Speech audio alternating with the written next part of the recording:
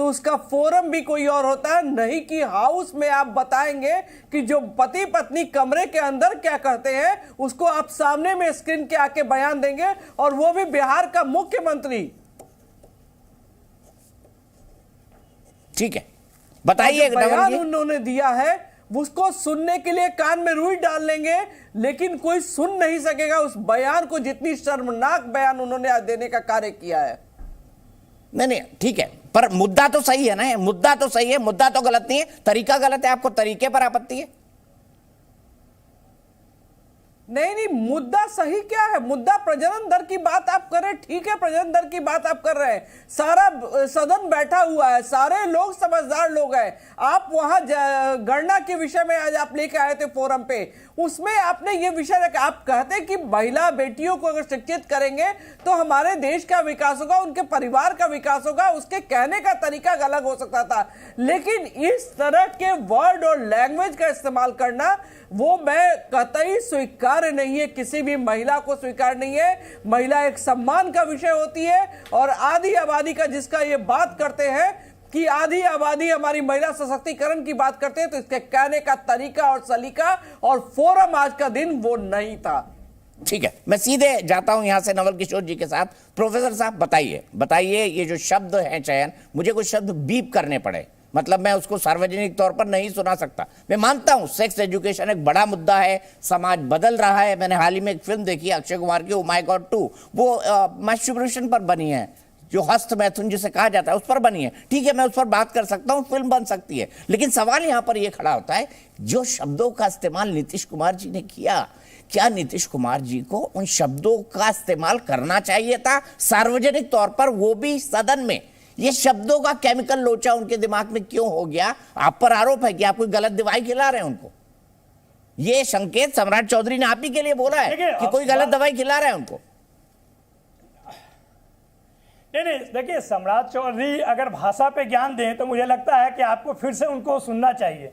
जिस तरह का भाषा का वो इस्तेमाल करते हैं वो लगता है कि कभी स्कूल गए ही नहीं है, तो उनको इस बात की क्या समझ में आएगी। जो बात नीतीश कुमार जी कर रहे हैं, कहने के तरीका पे आपको सबसे परहेज हो सकता है, और मुझे लगता है कि वो जो संदर्भ में बात कर रहे हैं उसको इस समय समझना ज़्यादा जरूरी है, और वो भी शायद यही चाहते थे कि जिन चीज़ों को वो समझाना चाहते हैं उसको कहने का तरीका उनके पास जो उस समय उपलब्ध आया वो बोले उसमें। और उसमें जब आप इस तरह की बात, आपने खुद कहा कि ओ माय गॉड 2 में अगर देखा जाए तो उन चीज़ों पे बात हुआ है, लिविंग पे मूवी बन रहे हैं, तमाम तरह के मूवी बन रहे हैं और बच्चे देख रहे हैं। आप वेब सीरीज देखेंगे तो जिस तरह के भाषा का इस्तेमाल उसमें किया जा रहा है, लोग परिवार के साथ बैठ के देख रहे हैं, वो भाषा से ज्यादा उस संदर्भ को और सामाजिक और सोच। प्रोफेसर साहब, मैंने आपको बीच में नहीं टोका, नहीं तो आप बोलते कि आप मुझे बीच में टोकते हैं, आप निवेदिता जी को नहीं टोक रहे हैं। मैं सिर्फ एक बात आपसे जानना चाहता हूं, शब्दों का केमिकल लोचा तो है। अब मुझे एक बात बताइए, आपने कहा कि सम्राट चौधरी जी स्कूल नहीं गए, तेजस्वी और तेज प्रताप कितने स्कूल गए ये भी बता दीजिए मुझे। तेजस्वी और तेज प्रताप एक माननीय मुख्यमंत्री जी और मेरे ख्याल से एक माननीय वन और पर्यावरण मंत्री है, कितने स्कूल गए ये भी बता दीजिए।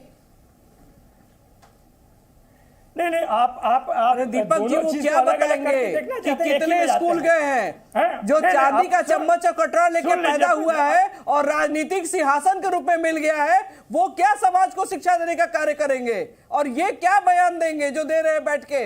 एक महिला के विषय में अभद्र टिप्पणी करना सदन के अंदर, ये कहां का गरिमा में मुख्यमंत्री के रूप में होता है? ठीक है, निवेदिता जी आपने अपनी बात कह ली, जवाब दे लीजिए प्रोफेसर नवल किशोर जी को कि भाई तेजस्वी और सम्राट चौधरी नहीं गए, मैंने मान लिया, आपकी बात मान ली। तेजस्वी और तेज प्रताप कितना स्कूल गए हैं बता दीजिए। नहीं, तेजस्वी जी ने जो सदन में भाषण दिया है आपने भी सुना है, देश ने भी सुना है, भाजपा ने भी सुना है। अरे मैं जिस बातों का मेरा सवाल ही दूसरा है, सदन के भाषण का नहीं है सर, वो कितना स्कूल गए बता दीजिए, तेज प्रताप और तेजस्वी जी। नहीं, 9th का रिजल्ट राजनीति में जो लोग हैं, मैट्रिक का, अरे सुन लीजिए निवेदिता जी, प्रधानमंत्री के भी सर्टिफिकेट को आप देख लीजिएगा। बयान क्या देंगे? बयान आप क्या दीजिएगा? क्या देख लीजिएगा? बताइए ना, सुन लीजिए ना पहले। आपको कुछ जानकारी ही नहीं है, आपको पता है, पढ़ते हैं, एजुकेशन लेते हैं तो बयान देते हैं। कम से कम उतनी समझ तो है, आपको तो उतनी भी समझ नहीं है कि आप सेक्स एजुकेशन पे बात भी कर पाए। आप क्या बात करेंगे? आपको मालूम है कि भारतीय संसदीय इतिहास में कामराज स्कूल ड्रॉप आउट थे? आपको मालूम है ये बात? नहीं मालूम होगा। उमा भारती का एजुकेशन मालूम है आपको? नहीं मालूम होगा। स्मृति ईरानी का मालूम है? आपके अपने प्रधानमंत्री का मालूम है? आप सुन लो, ज्ञान तो आपको, हमारी डिग्री फर्जी नहीं है, जिनसे लेना है आप लीजिए। डिग्री फर्जी नहीं है, जिनसे भी आपको ज्ञान लेना है ना, लेकिन तो गांधी मैदान में आकर सेक्स का ज्ञान दे माननीय तेजस्वी जी और मुख्यमंत्री जी, और सेक्स का ज्ञान देकर लोग को सेक्स की जानकारी दे। क्योंकि आज का बच्चा पैदा होता है मोबाइल लेके पैदा होता है। अच्छा, ये बात क्या तो आप चलिए आपने निवेदिता जी तेजस्वी और तेज प्रताप के लिए बोल दिया कि स्कूल ड्रॉप आउट है। यही बात सम्राट चौधरी पर लागू नहीं होती निवेदिता जी? यही बात सम्राट चौधरी पर लागू नहीं होती? नहीं दीपक जी, मैं तो आपसे सिर्फ ये जानना चाहता हूं कि राजनीति में जो लोग भी हैं और रहे हैं, कामराज के विषय में आप भी जानते हैं, 3 बार मुख्यमंत्री रहे और बहुत ही चर्चित और मजबूत मुख्यमंत्री रहे, स्कूल ड्रॉप आउट थे।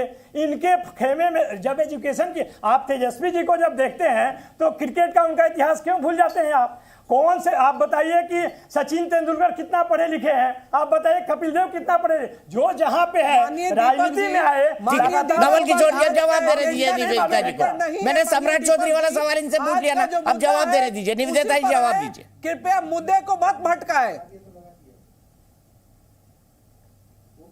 जो महिलाओं का अपमान आज मुख्यमंत्री जी किए उस पर बयान दीजिए, क्रिकेट मत खिलवाइए।